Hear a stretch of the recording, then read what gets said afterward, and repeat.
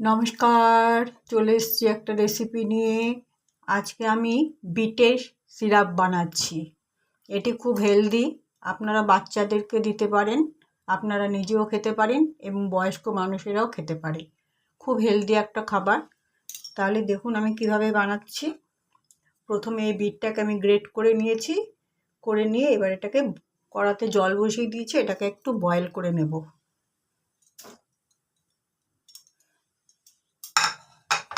Boil হয়ে যাক, তারপর আমি ফিরে আসছি।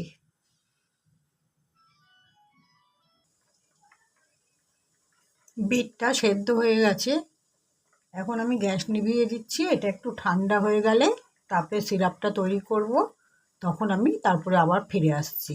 একটু ঠান্ডা হয়ে যাক, তারপরে আমি আবার ফিরে আসছি। গ্যাসটা নিভিয়ে দিলাম।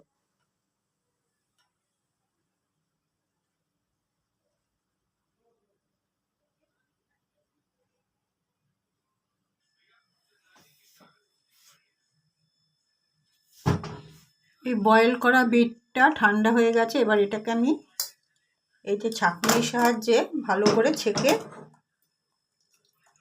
বিটের জলটা নিচ্ছি। এই জলটা দিয়ে আমি সিরাপটা বানাবো। এটা কিন্তু খুব হেলদি, আর এগুলো কিন্তু আমি ফেলে দেবো না, এগুলোকে দিয়ে আমি কুকিজ বানাবো।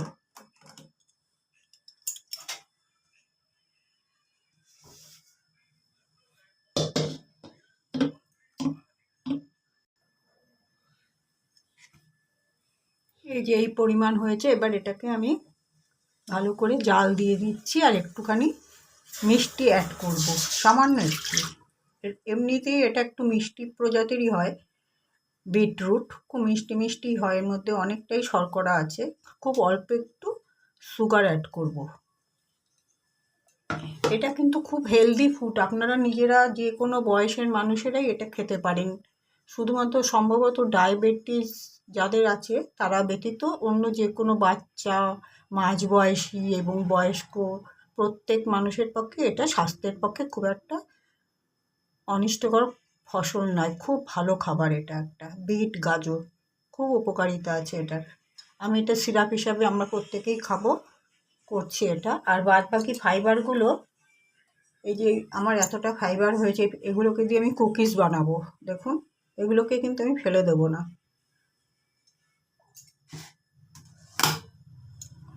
অথবা কোনো জ্যাম বা জেলি না, সরি, জ্যাম বানানোর ক্ষেত্রেও এটা আমি ব্যবহার করি।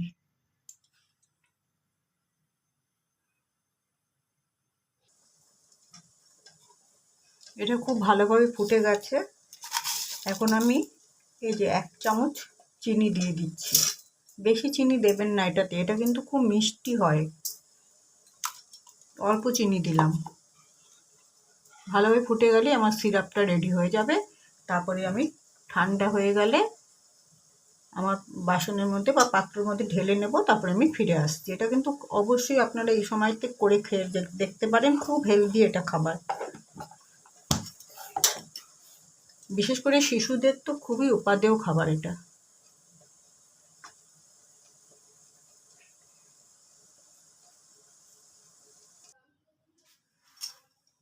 বিটের সিরাপ আমার তৈরি হওয়ার পরে ঠান্ডা হয়ে গেছে, এবার পাত্রের মধ্যে ঢেলে নিয়েছি। দেখুন ঠিক এরকম হয়েছে, আপনারা অবশ্যই করে খেয়ে দেখবেন, খুব ভালো লাগবে এবং হেলদি ফুড। ঠিক আছে, আমি রেসিপিটা পুরোই শেয়ার করলাম। আমি আমার ভিডিওটা আজ এখানেই শেষ করছি। আগামীকাল একটা নতুন রেসিপি নিয়ে আসবো। সবাই ভালো থাকবেন। নমস্কার।